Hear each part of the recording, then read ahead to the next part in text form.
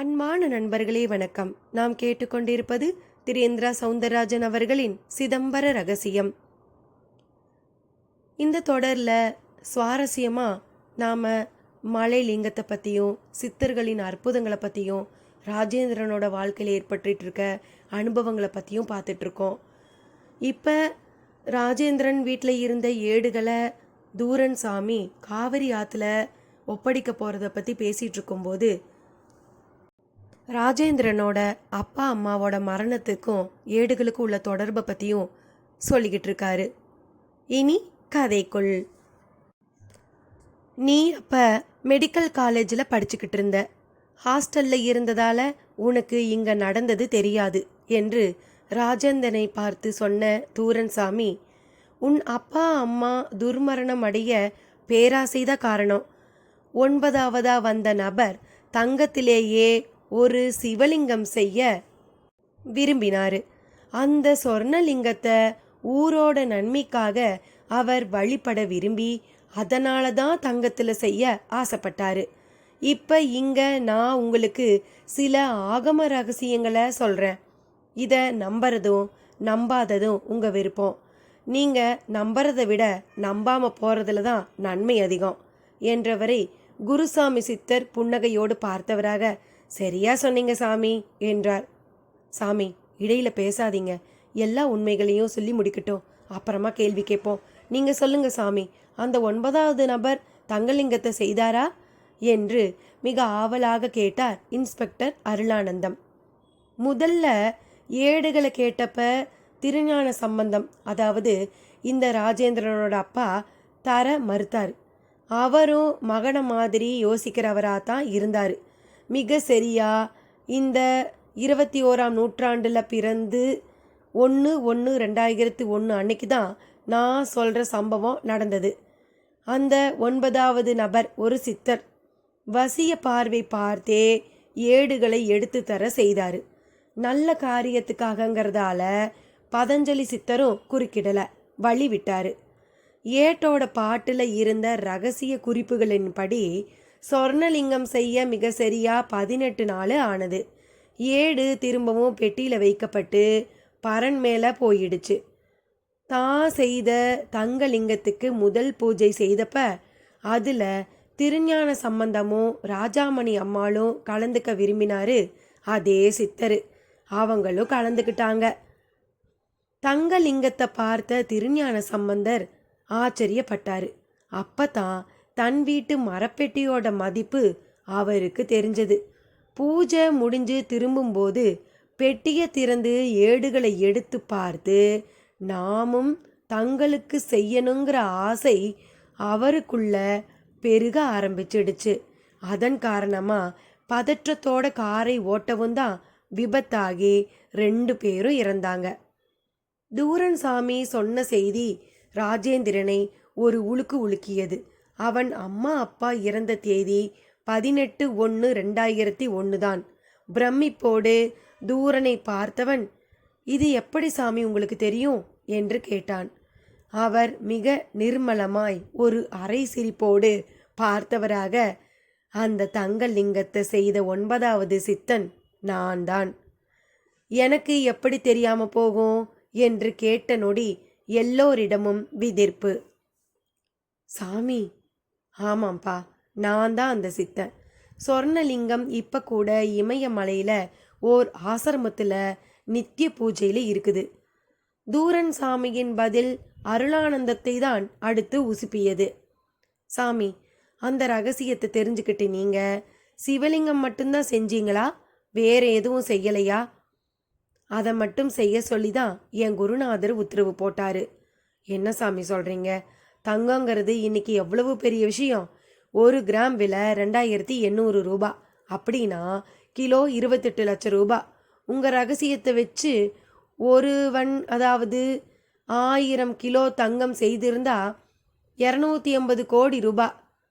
அந்த ரகசியத்தை அரசாங்கத்துக்கிட்ட ஒப்படைச்சு நம்ம நாடு தங்கம் செய்தா நாம தான் உலகத்திலேயே வல்லரசு. விட்டுட்டீங்களே சாமி. அதுவரை பேசாமல் இருந்த குமரேசன் கணக்கே போட தொடங்கிவிட்டான். குமரேசா, இந்த கணக்கெல்லாம் பிறகு சாமி சொல்றது முதல்ல எவ்வளவு தூரம் உண்மைன்னு தெரியணும். நம்ம நாட்டுக்கு வெளிநாட்டில் என்ன பேர் தெரியுமா? அருளானந்தம் தான் கேட்டார். எல்லோரும் மௌனமாக பார்த்தனர். தண்ணி இல்லாத தேசம், பரதேசி சாமியாருங்க நடமாடுற வறுமையான தேசம், பாம்பாட்டிங்க திரியிற தேசம்னு மோசமான பேர் தான் வெளிநாட்டில் இருக்கு. இவர் சொல்றத பார்த்தா உலகத்திலேயே இந்த சித்தர் பரதேசிங்க தான் பணக்காரங்களா இருக்க முடியும். ஆனா இங்க அப்படியா இருக்கு நிலைமை? அருளானந்தத்திடம் அவரையும் மீறி அவரது சந்தேகமும் நம்பிக்கையின்மையும் வெளிவிட்டது. சரி, நான் இனி எதையும் பேசல. இந்த பேச்சை இத்தோட விட்டுடுவோம். போலீஸ்காரையா எப்படி வேணா நினச்சிக்கிட்டு போகட்டும். வாழ்க்கையையே துச்சமாக கருதி இதில் இறங்கி இருந்து விலகி யோகம் தியானம்னு வாழற எங்களை இவரோட எந்த கருத்தும் எதுவும் செய்துடாது என்று தூரன் சாமி கூறவும் பதறி போனது திருவேங்கடம்தான். சாமி, அப்படி அவசரப்பட்டு ஒரு முடிவுக்கு வந்துடாதீங்க. நீங்கள் சொல்கிறத நான் பரிபூர்ணமாக நம்புகிறேன். எனக்கு இப்போ ஒரே ஒரு சந்தேகம், அதுக்கு மட்டும் பதில் சொல்லுங்க. உங்ககிட்ட கெஞ்சி கேட்டுக்கிறேன் என்றான். அமைதியாக கேளு என்பது போல் பார்த்தார் அவர். இந்த 144 வருஷத்தில் இது 9 பேருக்கு மட்டும்தான் பயன்பட்டதா? ஆமாம். சரி, இனி பயன்படாது ஆற்றுல போட்டுடணும்னு எதை வச்சு சொன்னீங்க? உண்மைதான், இனிமேல் பயன்படாது. இதை இன்னொரு 144 வருஷம் பாதுகாக்கிற சூழல் இப்போ இல்லை. அது மட்டும் இல்லை, கால மாற்றத்தால் பல மூலிகைகள் நசிஞ்சே போச்சு. மக்கள் தொகை, வாகன பெருக்கம், அதனால் சுற்றுச்சூழல் பாதிப்பு ஏற்பட்டு தட்பவெப்ப நிலையும் மாறிப்போச்சு. சில மூலிகை வளர தட்பவெப்பநிலை முக்கியம். அந்த தட்பவெப்பத்திற்கு இனி இங்கே இடமில்லை. அதனால் இந்த ஏடுகளில் உள்ள ரகசியங்களால் எந்த பயனும் இல்லை. நீங்கள் சொல்கிறது ரசவாதத்துக்கு வேணா பொருந்தலாம். மற்ற ரகசியங்களுக்கு? ரகசியங்களை உணர சித்த அறிவு முக்கியம். அது உங்கள் யார்கிட்டேயும் இல்லை. அப்படி ஒரு சித்தன் இல்லாததால தான் அதை தூக்கி போட சொல்கிறீங்களா? ஆமாம். இன்னைக்கு இருக்கிற நீங்கள்லாம் யார் சாமி? நாங்கள் யாருன்னு தான் உங்களுக்கு தெரியுமே. நீங்கள் எங்கள் வரையில் சித்தர்கள் தான். அப்படி இருக்க ஏன் இதை நீங்கள் பயன்படுத்தக்கூடாது? நீ சொல்கிறது ஒரு தேவை, அதாவது விருப்பம். இது எங்கள் யார்கிட்டையும் இப்போ கிடையாது. குறிப்பாக நாங்கள் அவ்வளவு பேரும் இந்த புஷ்கர நீராடல் முடிஞ்சு தெரிஞ்சும் தெரியாமலும் செய்த பாவங்கள், எங்களோட முன்னோர்கள் பாவங்கள்னு சகலத்தையும் காவேரி மாதா கிட்ட விட்டுட்டோம். இப்போ புனிதப்பட்டு இருக்கோம். இந்த புனிதத்தை தினமும் எங்களோட தவத்தால் காப்பாற்றிக்கிட்டு கபால முக்தியோ இல்லை கால முக்தியோ அடையிறதையே நோக்கமாக கொண்டு இருக்கோம். வாழ்க்கைங்கிறது உலக இன்பங்களை நேர்மையான முறையில் அனுபவிக்கிறது தானே சாமி. அது உங்களை போன்ற லௌகீனமானவங்களுக்கு. ஏன் நீங்களும் அப்படி வாழக்கூடாதா? அந்த லௌகீக வாழ்க்கை அழுத்து போய் தான் இந்த முடிவு எடுத்திருக்கோம். தூரன் சாமி எல்லா கேள்விகளுக்கும் சரியான பதிலை சொல்லியபடியே வந்தார். அடுத்து என்ன கேட்பது என்றுதான் யாருக்கும் பிடிபடவில்லை. இருந்தும் குமரேசன் ஒரு விருப்பத்தை வெளியிட்டான். சாமி, சொல்லுப்பா, எனக்கு ஒரே ஒரு ஆசை மட்டும் சாமி. உனக்கு ஒரு ஆசை தானா? ஆச்சரியமா இருக்கே. ஆமாம், இங்கே ஒரே ஒரு விருப்பம்தான். நான் பார்த்த அந்த பதஞ்சலி சித்தரை சாரும் பார்த்துட்டா போதும், அவர் நம்பிடுவார். நீங்கள் நம்ப வேணாம், உங்கள் வேலையை பாருங்க, சொன்னேன்னு அப்பளவே. அப்படி சொல்லாதீங்க. எனக்காக என் சீனியர் ஆஃபீஸருக்கு ஒரு தெய்வீக அனுபவத்தை கொடுங்க. குமரேசன் கருத்துக்கு தூரன் சாமி பதில் கூறாமல் தன்னோடு நிற்கும் பல சித்தர்களில் ஒருவரை மட்டும் பார்த்தார். கண்களை மூடிக்கொண்டு மௌனமாக சிலை போல் நின்றிருந்த அவர் அந்த வீட்டின் கண்ணாடி அருகே போய் நின்றார். தூரனும் அவர்கிட்ட போய் விபூதி வாங்கிக்கோங்க முதல்ல என்றார். எதுக்கு சாமி? வாங்கிக்கோங்க சொல்கிறேன். தூரன் சாமி கட்டளை இடுவது போல் பேசவும் அருளானந்தமும் குமரேசனும் அவரை நெருங்கினார். குமரேசனுக்கு விபூதியை நெற்றியில் இட்டுவிட்டார். அப்போது அவர் கண்களை பார்த்தான். மிக வித்தியாசமான சிறிய பூனை விழிகள். பார்வையே அலாதியாக மிரட்டியது.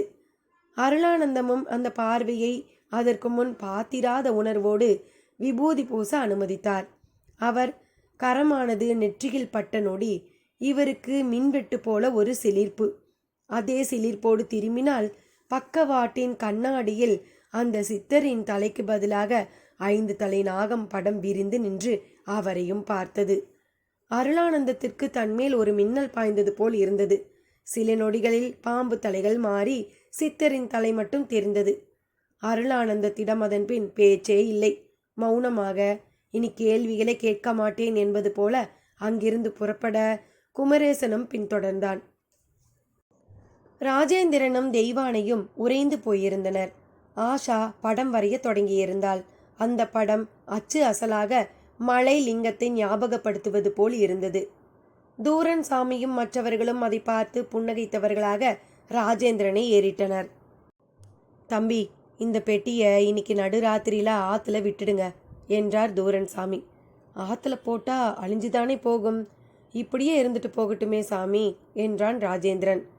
ஏன்பா, நீ இந்த சமூகத்துக்கு நிறைய நல்ல தொண்டு செய்து உன் மனைவி மகளோடு வாழ வேண்டாமா? தூரன் சாமி இப்படி கேட்பார் என்று ராஜேந்திரன் எதிர்பார்க்கவில்லை. பெட்டியை ஆற்றில் சேர்க்காவிட்டால் நல்ல விதமாய் வாழ முடியாது என்கின்ற தொனி அவரது கேள்வியில்.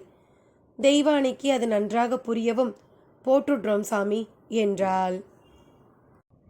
அத்தியாயம் 27. மானுட பிறப்பு உயிர்களின் உச்சம், உச்சத்து உயிரெல்லாம் சிவனின் எச்சம்.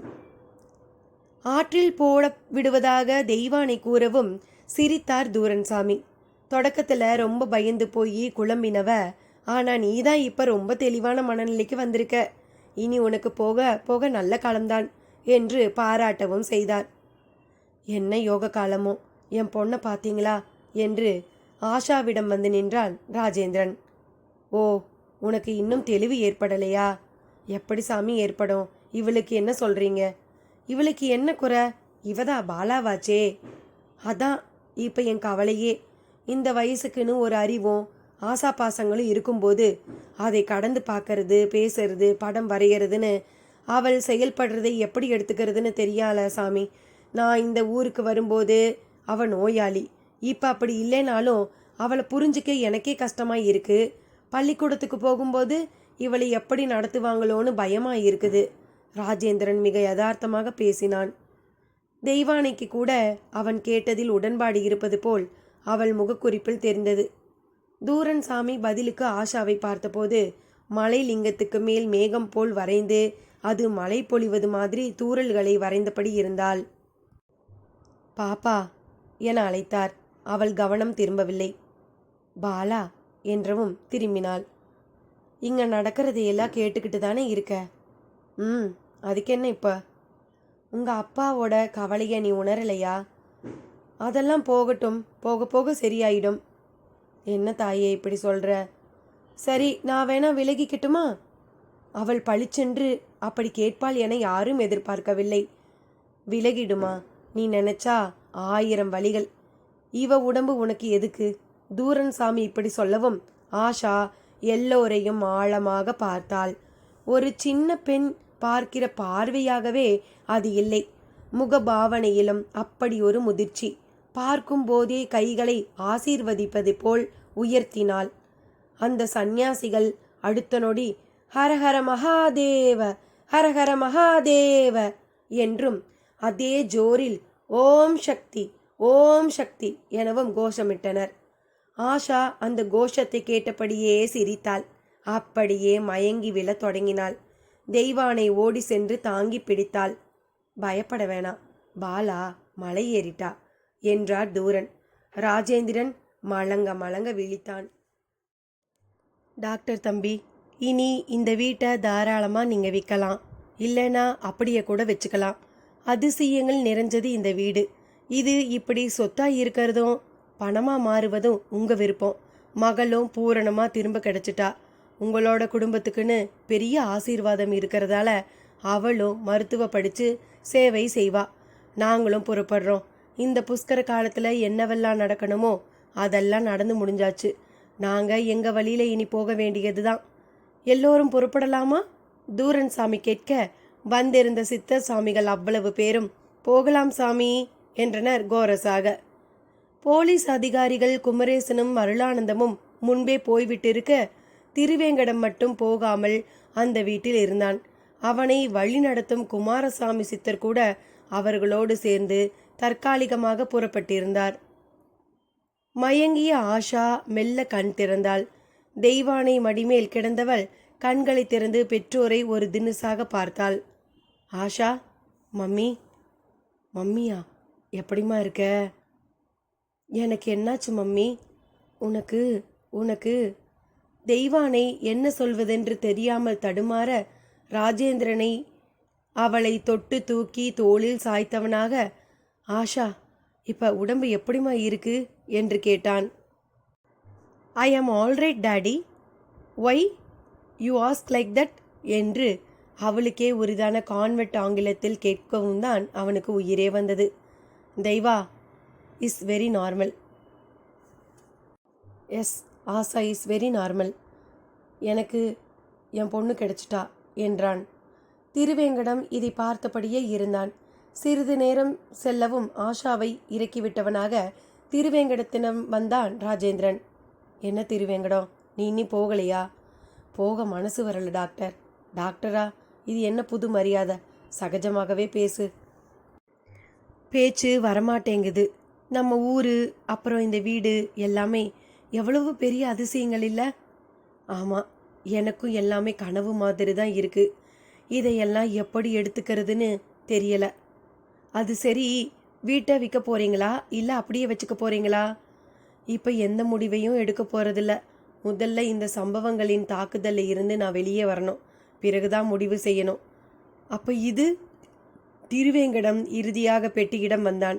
ராஜேந்திரனும் தெய்வானியும் கூட அவன் கேட்கவும் அதை வெறித்து பார்த்தனர். ராஜேந்திரன் அதன் அருகே சென்று வருடினான். மெல்ல திறந்தான். உள்ளே கட்டுக்கட்டாய் ஏடுகள். திறந்த நொடி ஒரு வகை எண்ணெய் மூலிகை வாசம் கலவையாக மூக்கை நெருடியது. திருவேங்கடம் விழிகள் படபடத்தன. இவ்வளவும் ரகசியங்கள். ஒவ்வொரு சித்தனும் தன் மனதையும் உடம்பையும் அடக்கி தவமியற்றி கண்டறிந்த மகா ரகசியங்கள். இதை போய் ஆற்றலை போட சொல்லிவிட்டார்களே சித்தர்கள். திருவேங்கடம் மனது துடித்தது. பெட்டியை மூடுங்க, பெரியவங்க சொன்னபடி இதை ஆற்றுல போட்டுடுவோம், அதான் நமக்கு நல்லது என்றாள் தெய்வானை. இல்லை தெய்வான, இதை ஆற்றுல போடுறதால என்ன நன்மை? நீயே சொல்லு பார்ப்போம். அப்போ நீங்கள் இதை போட போகிறது இல்லையா? இல்லை, போட போகிறது இல்லை. வீட்டையும் விற்க போகிறது இல்லை. அது வேணா உங்கள் விருப்பப்படி இருக்கட்டும். பெட்டியே போட்டுடுவோங்க. சொன்னதையே சொல்கிறியே, ஆற்றுல போடுறதால யாருக்கு என்ன பிரயோஜனம்? இந்த உண்மை இதை ஆற்றுல போட சொன்ன பெரியவங்களுக்கு தெரியாதுங்களா? தெய்வானையின் கேள்வி முன் ராஜேந்திரன் சற்று தேங்கினான். அவங்க காரணம் இல்லாமல் சொல்லலைங்க. அதை அப்படியே தூக்கிட்டு போய் போட்டுட்டு நாம் 3 பேரும் ஒன்றா காவிரியில் முழுக்கு போட்டு குளிச்சுட்டு வருவோம். ஊருக்கு வந்ததில் இருந்து இந்த புஷ்கர குளியலை நாம் செய்யவே இல்லை. தெய்வானை சொன்னது ராஜேந்திரன் காதில் விழுந்த மாதிரியே தெரியவில்லை. அவன் தீவிர யோசனைக்கு மாறியிருந்தான். வேலைக்காரர்கள் வந்துவிட்ட நிலையில் அங்கம்மாள் மாலை பொழுதுக்கான வாசல் தெளிப்பிலும் கோலம் போடுவதிலுமாக இருந்தாள். வீட்டை விற்க போறதில்லை என்கின்ற முடிவு கந்தசாமிக்கு திருப்தியை தந்திருந்தது. ஆனால் திருவேங்கடம் அங்கே நின்று கொண்டு நடப்பதையெல்லாம் விடாமல் கவனிப்பது சற்று உறுத்தலாக இருந்தது. என்னப்பு, நீ இன்னும் போகலையா? போய் பொழப்ப கவனி என்று கூறவும் திருவேங்கடம் அவனை முறைத்து பார்த்தான். என்ன முறைக்கிற? அதான் எல்லாம் நடந்து முடிஞ்சிடுச்சே, இன்னும் என்ன பார்வை? கந்தசாமி, நீ ஒரு வேலைக்காரன். அதுக்குண்டான ஜோலியை மட்டும் பாரு. என் வாழைய புடுங்காத. என்ன வேலைக்காரன் ஜோலின்னு மட்டமாக பேசுகிற? நீ என்ன பெரிய டாட்டாவா இல்லை பிர்லாவா? அவங்க காலம் முடிஞ்சு அம்பானி அதானின்னு காலம் போய்கிட்டு இருக்கு. நீ அது தெரியாமல் எதையாச்சும் பேசாத. பெட்டியை ஆற்றுல போடுறதா இருந்தால் நானே தூக்கிட்டு போய் போட்டு அந்த புண்ணியத்தை கட்டிக்கலான்னு பார்க்குறேன். அதான் நிற்கிறேன். திருவேங்கடத்தின் பேச்சு ராஜேந்திரனை அவனை நோக்கி திருப்பியது. திருவேங்கடம், நீ கிளம்பு. நான் இதை ஆற்றுல போட போகிறதில்ல. இப்போதைக்கு இந்த வீட்டை விற்க போகிறதில்ல. நடந்த சம்பவங்கள் எனக்குள்ள நிறைய மாற்றங்களை உண்டாக்கிடுச்சு. நீ புறப்படு, எங்களுக்கும் கொஞ்சம் படுத்தா போதும்னு இருக்கு என்று பளிச்சென்று சொன்னான். அதற்கு மேல் திருவேங்கடம் அங்கே நிற்க முடியாதவனாக புறப்பட்டான். கந்தசாமி, பசிக்குது, ஐயர் கடையில் டிஃபன் வாங்கிட்டு வரையா என்று ராஜேந்திரன் கேட்கவும், இதோ இப்போவே போயிட்டு வந்துடுறேன். நீங்கள் இங்கேயே இருக்க போகிறேன்னு சொன்னதை கேட்டு சந்தோஷமாக இருக்குங்கய்யா. ரொம்ப நல்ல முடிவு. அரண்மனை மாதிரி வீட்டை விற்க போகிறதில்லைங்கிறது நல்ல முடிவு. என்று சொல்லிக்கொண்டே துணிப்பை, சாம்பாருக்கு தூக்குவாளி என்று பார்த்து பார்த்து எடுத்துக்கொண்டு புறப்பட்டான். தெய்வானை ராஜேந்திரன் அருகில் வந்தவளாக பார்வையாலேயே அவ்வளவும் தவறான முடிவு என்பது போல் பார்த்தாள்.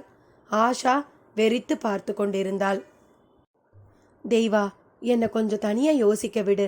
அதான் எல்லாம் முடிஞ்சிடுச்சே, எதுக்கு ஒரு மாதிரி பார்க்குற? இந்த பெட்டியை ஆற்றுல போய் போட்டாதான் எல்லாம் முடிஞ்சதா அர்த்தம். அது வரைக்கும் எதுவும் முடியாது. புதுசாக ஏதாவது பிரச்சனை வரப்போகுது, பார்த்து நடந்துக்க பாருங்க, அவ்வளவுதான் சொல்லுவேன் என்றவள் ஆஷாவோடு சமையல் கட்டு நோக்கி புறப்பட்டாள். ராஜேந்திரனுக்குள் அலைப்பாய்ச்சல். திருவேங்கடம் தெருவில் இறங்கி நடந்தான். வீதியில் ஒரு பெட்டிக்கடைக்கு வெளியே மரப்பெஞ்சில் அவனுக்காக காத்திருந்தார் குமாரசாமி சித்தர். இவனும் நெருங்கினான். அவர் கூர்மையாக பார்த்தார். ராஜேந்திரன் பெட்டியை ஆற்றுல போட போகிறதில்லை போல தெரியுது சாமி. அப்படியா? ஆமாம் சாமி. ஆனால் அவன் சம்சாரம் சாமிங்க சொன்னபடி செஞ்சிடுங்க, அதான் நல்லதுங்குது. ஆமாம், அதுதான் நல்லது. என்ன சாமி நீங்கள் அவ்வளவும் பொக்கிசம்னு ஆற்றுல போடுறதுல என்ன சாமி பிரயோஜனம்? அதையெல்லாம் சொன்னால் உனக்கு புரியாது. அந்த கணக்கே வேற. அப்போ தங்கம் செய்யறதும் உங்கள் அஷ்டமாசித்து சமாச்சாரம் எல்லாமும் அவ்வளவுதானா? நான் எங்கே அப்படி சொன்னேன்? ஆற்றுல போகிறதா சரியான அர்த்தம்னு நீங்கள் சொல்கிறீங்களே சாமி. நீங்கள் சொல்கிறத பார்த்தா அப்படி தானே தோணுது. அந்த அர்த்தம் ராஜேந்திரனுக்கு சரியாக இருக்கும், எனக்கும் உனக்கும் சரிப்படாதே. அப்படின்னா பெட்டி அந்த வீட்லேயே இருக்கட்டும், அப்போ தான் அதை நாம் அடையிறது சுலபம். எப்படி சாமி? நானும் ஒரு சித்தங்கிறத மறந்துட்டியா? அதை எப்படி மறப்பேன்? ஆனால் உங்கள் வழி எப்போவுமே தனி வழியால் இருக்குது. தனி வழியில் போனாதான் உலகத்தையே ஆட்டி படைக்க முடியும் திருவேங்கடம். சாமி, எது எப்படி போனாலும் அந்த தூரன் சாமி தங்கம் செய்த மாதிரியே எனக்கும் செய்து கொடுத்துடுங்க. அது முடியும் தானே? செய்து காட்டுறேன். சாமி இனிமே அதெல்லாம் சாத்தியமில்லைன்னு சொன்னாரே. எல்லாத்தையும் போக போக பார்க்க தானே போற. குமாரசாமி பொடி வைத்து பேசிய பேச்சில் நிறைய மர்மங்கள். சாமி, ஒருவேளை அவன் மனம் மாறி பெட்டியை தூக்கி ஆற்றுல போட்டாலும் போடலாம். அப்படி போட்டுட்டா என்ன சாமி பண்ணுறது? அதுவும் நல்லதுக்கு தான். அப்படி நடந்தா வீட்டுக்குள்ளே நுழைஞ்சு வசியத்தால் பெட்டி அடையிறதுங்கிற முயற்சி தேவையில்லாமல் போயிடும். ஆற்றுல விழுந்த பெட்டியை தண்ணியில் குதிச்சே நாம் எடுத்துட முடியும். முடியுமா? முடிச்சு காட்டுறேன். நீ ஒரு பரிசல் ஏற்பாடு செய். இப்போவா சாமி? ஆமாம், இருட்ட போகுது. இப்போ எப்படி சாமி? அப்போ விலகு, நான் பார்த்துக்கிறேன். வெட்டு 1 துண்டு 2 என்று பேசினார் குமாரசாமி சித்தர். பதறிப்போனான் திருவேங்கடம். அத்தியாயம் 28. எதையும் அடக்குவது திறமை, எப்பொழுதும் அடங்குவதே மகிமை. பதறிய திருவேங்கடம் குமாரசாமியை சற்று பயத்துடன் பார்த்தவனாக, சாமி, இப்படி வெட்டு 1 துண்டு 2ன்னு பேசினா எப்படி என்று குரலில் இழைந்தான்.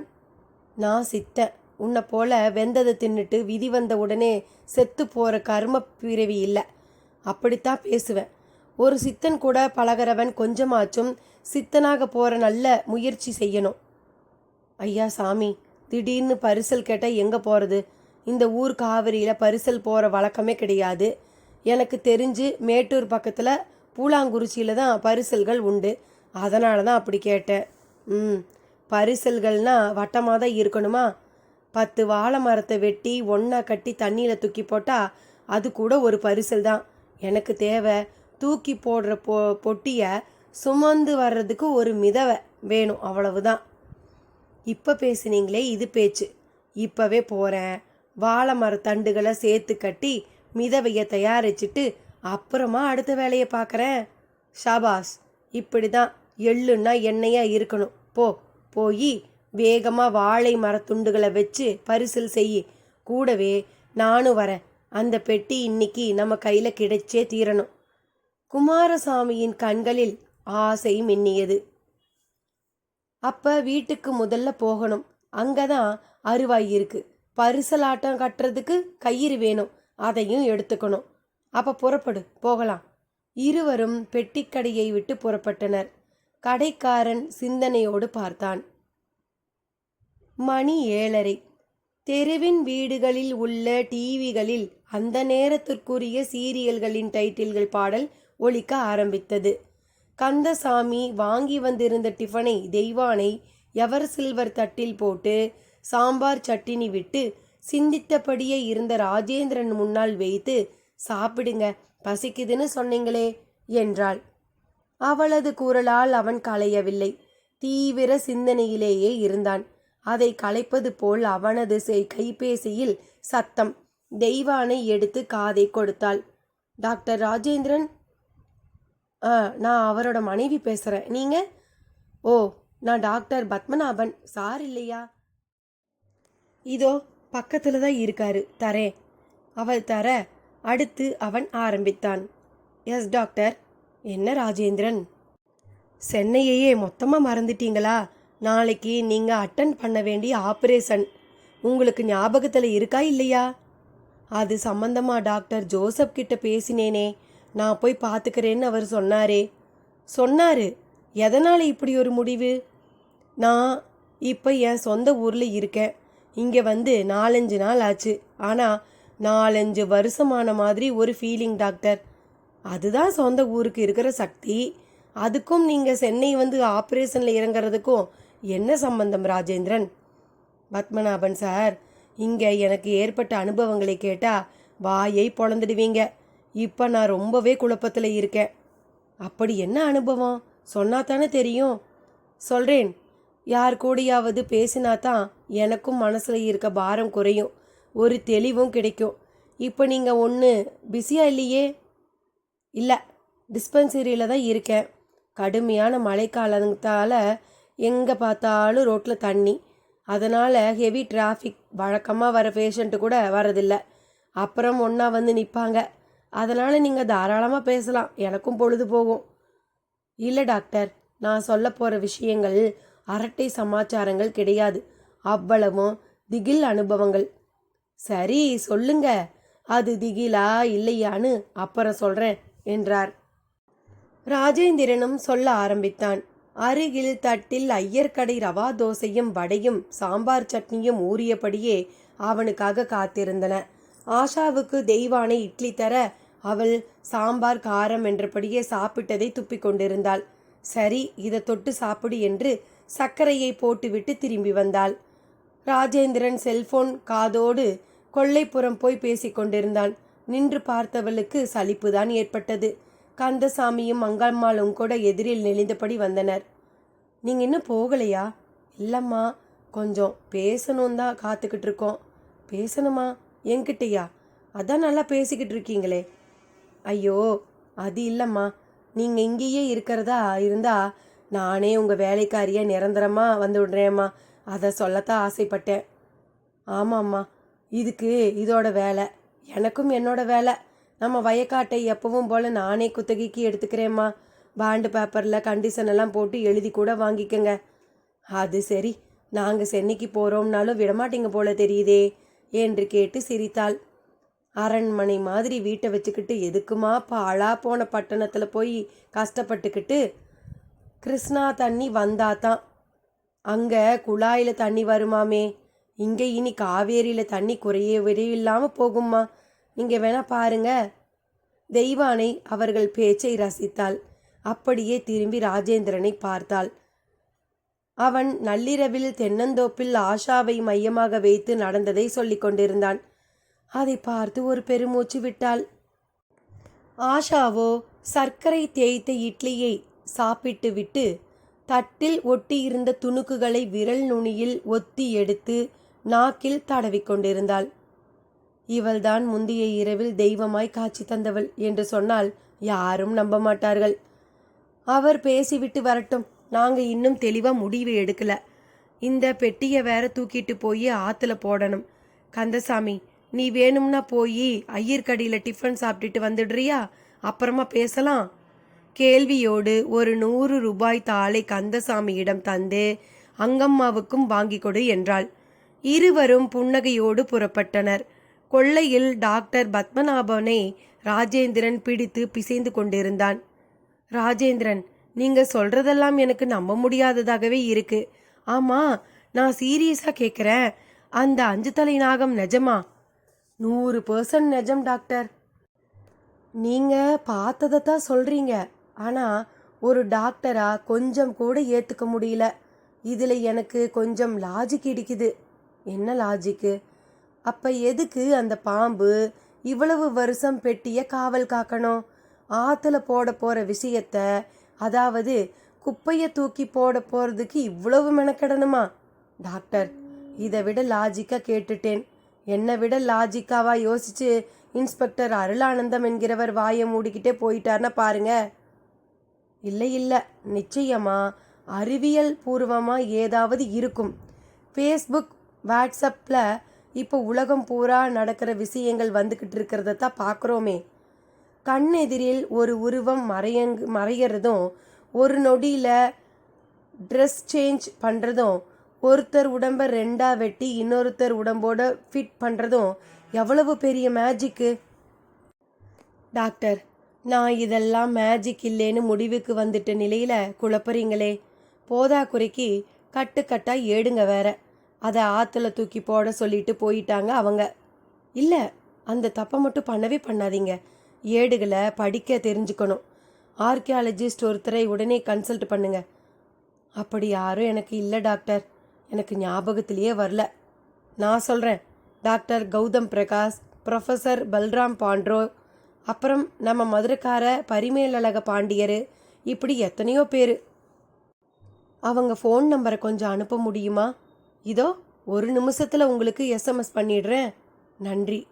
அப்போ இப்போதைக்கு நீங்கள் இங்கே வரப்போகிறதில்ல, அப்படித்தானே? ஆமாம். ஆஷாவோட படிப்பு, அது சம்பந்தமாகவும் ஒரு முடிவு எடுத்தாகணும். என்ன பெரிய முடிவு? எல்லாரும் கிராமத்தில் இருந்து பட்டணத்தை தேடி வர்ற இந்த காலத்தில் தலை கீழாக முடிவெடுத்த என்ன அர்த்தம் ராஜேந்திரன்? வேணும்னா பெட்டியை எடுத்துக்கிட்டு கிளம்பி வந்துடுங்க. மிச்சத்தை நேரில் பேசி முடிவெடுக்கலாம். அப்போ அதை ஆற்றுல போட வேண்டாங்கிறீங்களா? விடிய விடிய கதை கேட்டு சீதைக்கு ராமன் சித்தப்பாவா? அப்படியே செய்யுங்க ராஜேந்திரன். வீடு நீளம் ஓடியா போயிட போகுது. வீட்டை பூட்டிட்டு வாங்க. டாக்டர் பத்மநாபன் பேச்சு பெட்டியோடு புறப்படுவது என்கின்ற தீர்மானத்தை ராஜேந்திரனுக்குள் கொண்டு வந்துவிட்டது.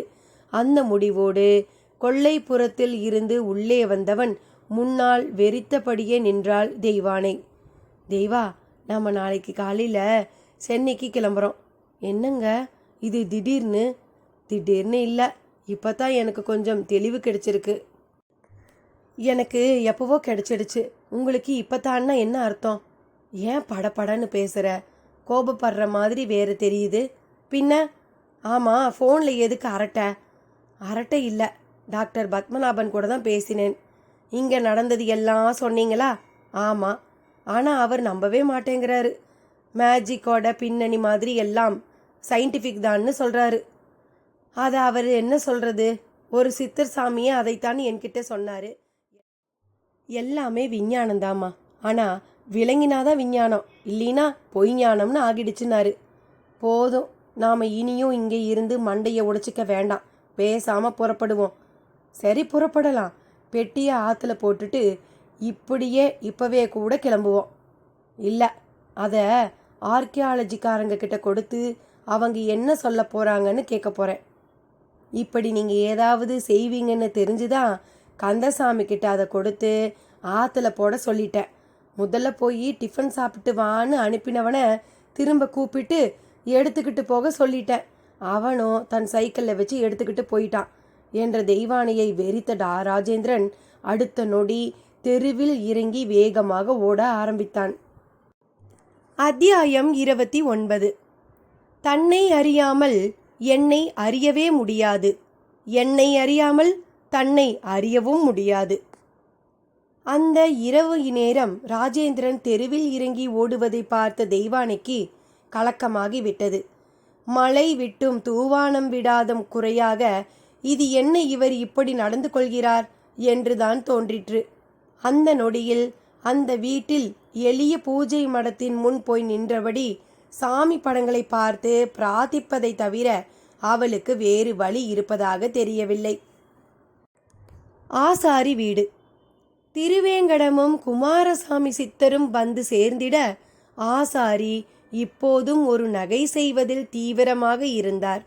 குமாரசாமி சித்தர் வீட்டு திண்ணையில் குக்கடாசனம் போட்டு அமர்ந்தவராய், நீ போய் அரிவாள் கயிறு என வேண்டியதை எடுத்து வா என்பது போல திருவேங்கடத்தை பார்த்தார்.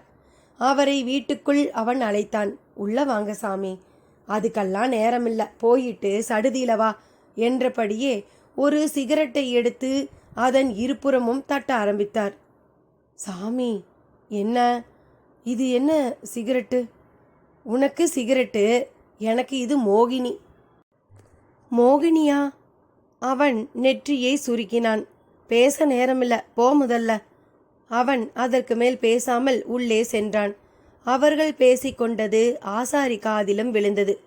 பாலிஷ் போடுவதில் இருந்து மெல்ல விலகியவர் திருவேங்கடத்தை கூர்மையாக பார்த்தார். எல்லாம் நல்லபடியாக தானே போய்கிட்டு இருக்கியா என்று கேட்டார். குமரேசனும் நல்லபடியாதான் போயிட்டுருக்கு என்றான். அப்போ ஏடெல்லாம் கிடைச்சிடுச்சா? கிடைச்சிடும். அப்போ இதுவரைக்கும் கிடைக்கலையா? ஆமாம். அவரும் வந்திருக்காரோ? ஆமாம். திண்ணையில் உட்கார அவர் என்ன ஆண்டி பண்டாரமா? உள்ளார கூப்பிட்டு பால் பழம் கொடுக்கறதுக்கு என்ன? வரமாட்டேங்கிறாரு. வரமாட்டேங்கிறாரா? கேள்வியோடு எழுந்து ஆசாரி வெளியே செல்ல திருவேங்கடம் கயிற்றை உள்ளே தேடத் தொடங்கினான். அவன் தாய் அகண்ட கண்களோடு நடப்பது எதுவுமே சரியில்லை என்பது போல் பார்த்தபடியே இருந்தாள். வெளியே, சாமி உள்ள வாங்க, கொஞ்சம் பசியாறலாம். இல்லை, நான் லங்கனத்தில் இருக்கேன். ஓ, விரதமோ? ஆமாம், சமைச்ச எதையும் சாப்பிட்றதில்லைன்னு ஒரு சங்கல்பம். எதனால் அப்படி? எல்லாம் நம்மளை சுற்றிக்கிட்டு இருக்கிற அந்த 9 பேரை ஒன்றுமில்லாமல் பண்ணத்தான். யார் அந்த 9 பேர்?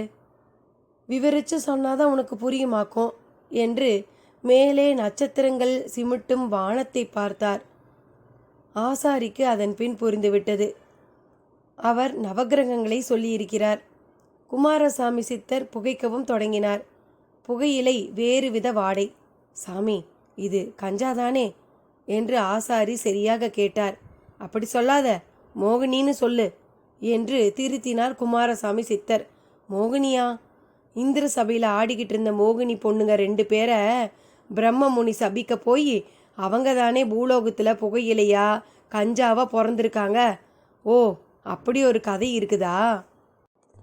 கதை இல்லை, வரலாறு. உனக்கு ஒன்றுமே தெரியலை. ஆனால் ரசவாதம் பண்ணி குபேரன் ஆகணுங்கிற ஆசை மட்டும் இருக்குது. உங்களை மாதிரி சாமிங்களை அடிக்கடி பார்க்கணேந்தா எல்லாம் தெரிய வந்திருக்கும். எங்கே நீங்களே இப்போ தானே வந்திருக்கீங்க. வந்ததும் எனக்கு புண்ணியம் இல்லை. என் வீட்டில் பால் பழம் சாப்பிட சொன்னால் லங்கனம்னு சொல்கிறீங்க. இதோ பாரு, நான்லாம் உங்கள்கிட்ட பேசுகிறதே பெருசு. அதுவே என்ன மாதிரிப்பட்டவங்களுக்கு கூடாது. இருந்தாலும் நானும் உன்னை மாதிரி ஆசையை இன்னும் விடாதவனாகத்தானே இருக்கேன். அதான் பேசிக்கிட்டு இருக்கேன். அந்த அஷ்டவித்த வசமாச்சுன்னா இந்த மண்ணு மேலே என் கால் படாது, பறந்துடுவேன் என் ஜாமி குடியிருக்கிற பனிமலைக்கு. உங்கள் பேச்சு எனக்கு கொஞ்சம் புதிராக இருக்குது. அஷ்டவித்தியை கற்றுக்கிட்டு எதுக்கு பனிமலைக்கு போகணும்? அதெல்லாம் தெரிஞ்சாதான் அங்கே போக முடியுமா? இதுக்கெல்லாம் நான் எதுக்கு உனக்கு பதில் சொல்லணும்? நம்ம மண்ணில் ஐஏஎஸ் ஐபிஎஸ்ங்கிற மாதிரி தான் எங்கள் உலகத்தில் அஷ்டவித்தைங்கிறது. அதில் வசப்பட்டுட்டா இந்த ஜீவனை ரொம்ப சுலபமாக என் சாமிக்கிட்ட கொண்டு போய் சேர்த்துடுவேன். இல்லாட்டி மாணிக்க வாசகருங்கிற நாயனார் பாடின மாதிரி பறவையாய் பாம்பாய் பல்மிருகமாய் எல்லா பிறப்பும் பிறந்திழைத்தேன் இறைவான்னு நான் பல பிறப்பு எடுத்துக்கிட்டு திரும்ப திரும்ப இந்த பூமியே சுற்றி சுற்றி வரணும். உன்னை மாதிரி ஆசையில் அங்கிட்டு அல்லல் படுற கூட்டத்தோட கிடந்து வாழணும். போதுமடா சாமி. குமாரசாமி சித்தர் கஞ்சா போதைக்கு நடுவிலும் மிக தெளிவாக பேசியது ஆசாரிக்கு பலத்த ஆச்சரியத்தை தந்தது. அவர் கஞ்சாவை மோகினியோடு ஒப்பிட்டு சொன்ன வரலாறும் தெரியாததால் அதற்கு பின் ஒரு ரகசியம் இருப்பது போலவும் தோன்றியது. சாமி, உங்கள் பேச்சில் பாதி புரியுது, மீதி புரியல. ஆனால் ஒன்று, உங்களுக்கு உங்கள் ஆசை ஈடேறணும், எனக்கு என் ஆசை ஈடேறணும். அது நடந்தால் போதும். ஆசாரி சொல்லி முடிக்க திருவேங்கடம் தோளில் கயிற்றோடு கையில் அரிவாள் மற்றும் டார்ச் லைட்டோடு வந்து நின்றான். எங்கே கிளம்பிட்டீங்க? ஆசாரி அவனை பார்த்து கேட்கவும் எழுந்து முயன்ற குமாரசாமி சித்தர், போச்சுடா என்றார் திரும்ப அமர்ந்தவராய். ஏலே, போய் தண்ணி குடிச்சிட்டு எனக்கு ஒரு மண்பானத்தில் தண்ணி கொண்டு வா என்றார். ஏன் சாமி? ஏன்னா சகுனத்தடைய தண்ணியால் தான் சரி பண்ண முடியும். அப்பா மவன் 2 பேருக்கும் ஆசை இருக்கிற அளவுக்கு அறிவு இல்லை. எப்போ எதை பேசணுங்கிறது தெரியலை. தப்புதான் சாமி. மண்பாத்திரம் எதுக்கு? அந்த தண்ணிக்கு தான் தோஷம் கிடையாது. இதெல்லாம் சித்த பாடத்தில் எல்கேஜி மாதிரியான விஷயங்க. இது கூட தெரியலை உங்களுக்கு. மண்பாத்திரம் இல்லாட்டி வாழை மட்டை இருக்கா? தோட்டத்தில் மரத்தில் வெட்டிக்கலாம் சாமி. போய் வெட்டி எடுத்துட்டு வா. அது வழியாக தண்ணியை விடு, குடிச்சிக்கிறேன். வாழைக்கும் பசுவுக்கும் எதனாலையும் தோஷம் கிடையாது.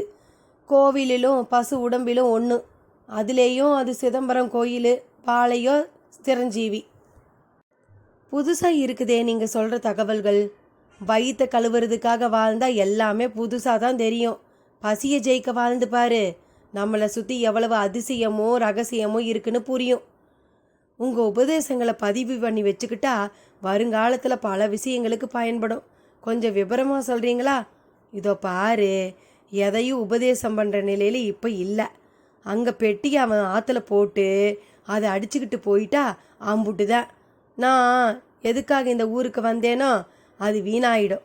முதல்ல பெட்டி, பிறகு பேச்சு என்றவர் முன் பாலை மட்டையை வெட்டி எடுத்து வந்தவனாக நின்றான் திருவேங்கடம். அதன் ஒரு பக்கம் அவர் தன் வாயை வைத்துக்கொள்ள அரைவட்டமான, அதன் மறுபக்கம் தண்ணீரை விட அது வாய்க்காலில் ஓடி வருவது போல் மட்டையில் ஓடி சென்றே அவரது வாயில் சேர்ந்தது. நீயும் இதே போல குடி என்க அவனும் குடித்தான். சாமி, பாத்திரத்தில் குடிச்சா என்னாயிடும் என்று ஆசாரி அப்போதும் கேள்வியை விடவில்லை. ஒட்டிக்கும்டா. எனக்கும் உனக்கு நன்றிங்கிற விஷயம் கடனா மாதிரி ஒட்டிக்கும். அப்புறம் நான் அதை அடைக்கிறதுக்கு திரும்ப வரணும். மண்ணு சம்மந்தப்பட்டுட்டா அதோட கணக்கு வேற. உலோகத்தை நீ என்னன்னு நினைக்கிற? மண்ணோட மறுபிறவி தான் உலோகம். விட்டா நான் பேசிக்கிட்டே போவேன், ஆனால் நேரம் இல்லை. வரேன், நல்லா இரு என்ற பதிலோடு இருவரும் அங்கிருந்து கிளம்பி தெருவில் இறங்கி மறைந்தும் போனார்கள். ஆசாரி திரும்பினார். லேசாக பனி பெய்ய தொடங்கியது. அவர் மனைவி வெறித்து பார்த்தபடியே நின்று கொண்டிருந்தாள். அவருக்கு புரிந்தது. எல்லாத்தையும் பார்த்துக்கிட்டு தான் இருக்கியா? பார்க்காம நான் பேசினால்தான் என்ன புண்ணியம்? யாரும் காது கொடுத்து கேட்க மாட்டேங்கிறீங்களே. அதுவும் சரிதான். நீ ஒரு மலை பூனடி, முணங்கிறத உனக்கு பொழப்பு. சலித்தபடி தன் தொழில் கூடம் நோக்கி சென்றார் ஆசாரி. அந்த பெண்மணியோ, சாமி தப்பா எதுவும் ஆகிடாம பார்த்துக்க என்றபடி பிரார்த்தனைக்கு மாறிவிட்டாள். காவிரி கரையோரம் வழக்கமாய் ஜனங்கள் வந்து செல்லும் படித்துறை பக்கமாய் இல்லாமல் நாயக்கர் தோப்பை ஒட்டி செல்லும் காவிரி பகுதிக்குள் சைக்கிளில் பெட்டியோடு நுழைந்திருந்த கந்தசாமி ஒரு குறிப்பிட்ட இடத்தில் சைக்கிளை நிறுத்திவிட்டு பெட்டியை எடுத்து தலையில் சுமந்தபடியே நடக்க தொடங்கினான். நாயக்கர் தோப்பின் சருகுகள் காலில் பட்டு சப்தமிட்டன. யாரும் பார்க்காதபடி பார்க்காத இடத்துல ஆத்துக்குள்ள இறங்கி நின்று பெட்டியை தண்ணியில் விட்டுடு, அப்புறம் அதோட பாடு ஆத்தோட பாடு என்று தெய்வானை சொன்னதற்கு ஏற்ப செயல்பட தொடங்கிவிட்டான். இரவு நேரமாதலால் நடப்பதில் சிரமம் இருந்த போதிலும் நான் இருக்கிறேன் என்பது போல் நிலவின் ஒளி தூவல் ஓரளவு உதவி செய்தது. பின்னாலேயே ராஜேந்திரன் ஓடி வந்தான். அதே வேளையில் அந்த ஆற்றின் ஒரு பகுதியில் வாழை மரத் துண்டுகளை சேர்த்து கட்டி தெப்பம் போல் செய்து கொண்டிருந்தான் திருவேங்கடம். கிட்டத்தட்ட தெப்பம் ஒரு முடிவுக்கு வந்துவிட்ட தருணம். கந்தசாமி ஆற்றில் இறங்கிவிட்டிருந்தான். சிலு சிலுவென ஓடும் நீரால் உடம்பெல்லாம் சிலிர்த்து போனது. எவ்வளவோ முறை ஆற்றில் இறங்கி குளித்திருந்தாலும் இப்படி இரவில் ஆற்றில் இறங்குவது என்பது அவன் வரையில் மிக புதிய அனுபவம். ஆற்றுக்குள் வண்டல் மண்ணின் கரகரப்பில் பாதத்தில் ஒரு குறுகுறுப்பு புதைவு. பெட்டியும் அப்படி ஒன்றும் பாரமாக இல்லை. விட்டால் மூழ்காது, மிதந்துதான் செல்லும். டார்ச் லைட் வெளிச்சம் போட்டு இடுப்பளவு தண்ணீருக்குள் சென்றபோது இழுவை அதிகமாக இருந்தது. அதேவேளை அவன் பார்க்க முடியாத ஒரு இடத்தில் இருந்து கொண்டு குமாரசாமி சித்தரும் திருவேங்கடமும் அவனை பார்த்து விட்டனர். சாமி, அதோ தலையில பெட்டியோட டாக்டர். அது டாக்டர் இல்ல, வேலைக்காரன். அமைதியா இரு, பெட்டிய அவன் விட்டுட்டு திரும்பட்டும். அது அவ்வளவு சுலபத்துல மூழ்காது. அதுக்குள்ள நாம் அதை எடுத்துடலாம். குமாரசாமி சித்தர் சொல்லி முடிக்க கந்தசாமியும் பெட்டியை தலையில் இருந்து இறக்கி தண்ணீர் மேல் விட பெட்டி மிதந்தபடியே செல்லத் தொடங்கியது. கந்தசாமி ஒரு பெருமூச்சோடு வானத்தை பார்த்து கையெடுத்து கும்பிட்டவனாக திரும்பிய போது அவனை நோக்கி ஒருவர் ஆற்றில் அதே இடத்தில் மெல்ல நடந்து வந்தபடி இருந்தார். சித்தர்களின் விருப்பப்படியே பெட்டியை தண்ணீரில் விட்டாகிவிட்டது. அந்த பெட்டி இனி என்ன ஆகப் போகிறது பார்ப்போம் இறுதி அத்தியாயத்தில். நன்றி.